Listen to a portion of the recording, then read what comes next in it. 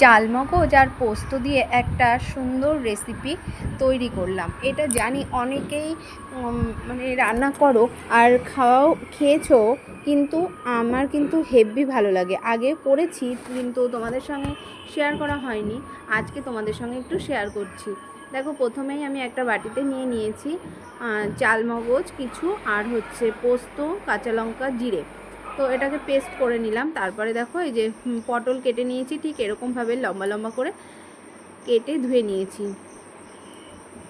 তারপরেই আমি কড়াইতে সর্ষের তেল দিয়ে দিলাম। সর্ষের তেলের মধ্যে মানে যেই গরম হয়ে গেল, গোটা জিরে ফোড়নে দিয়ে দিলাম।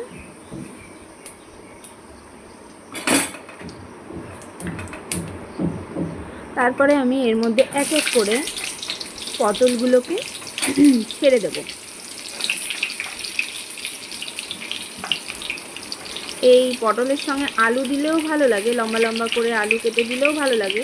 আমি আলু দিয়েও করি, আবার শুধু পটলও করি আলু ছাড়া। তো আমি আজকে এটা কিন্তু আলু ছাড়াই করেছি আর কি।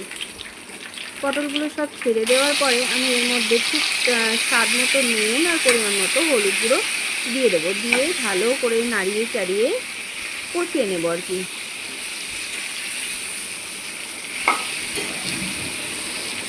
একটু ভাজা ভাজা হলেই আমি এর মধ্যে দিয়ে দেবো ওই যে আগে দেখালাম মশলার যে পেস্ট, সেই পেস্টটাকে ঢেলে দেবো।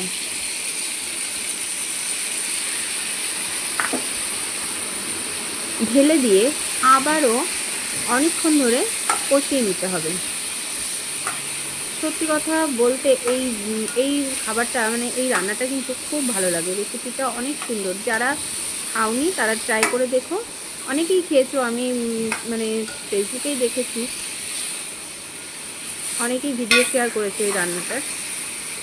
দেখো, ভালো করে কষানো হয়ে গেলে তেল ছেড়ে দেওয়ার সময় এর মধ্যে আমি ঝোলের জন্য, এই দেখো তেল ছেড়ে দিয়েছে, তো আমি ঝোলের জন্য ঠিক পরিমাণ মতো জল দিয়ে দিলাম।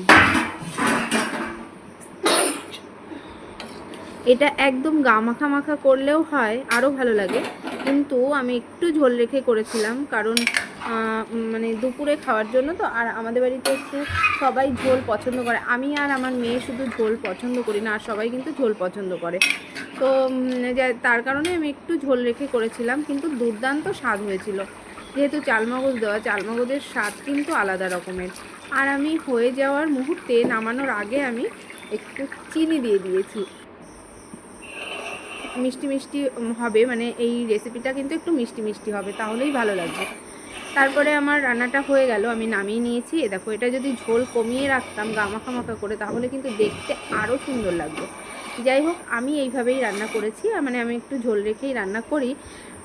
তো রান্নাটা কেমন লাগলো তোমরা কমেন্টে জানিও, আর ভিডিওটা কেমন লাগলো সবাই জানিও।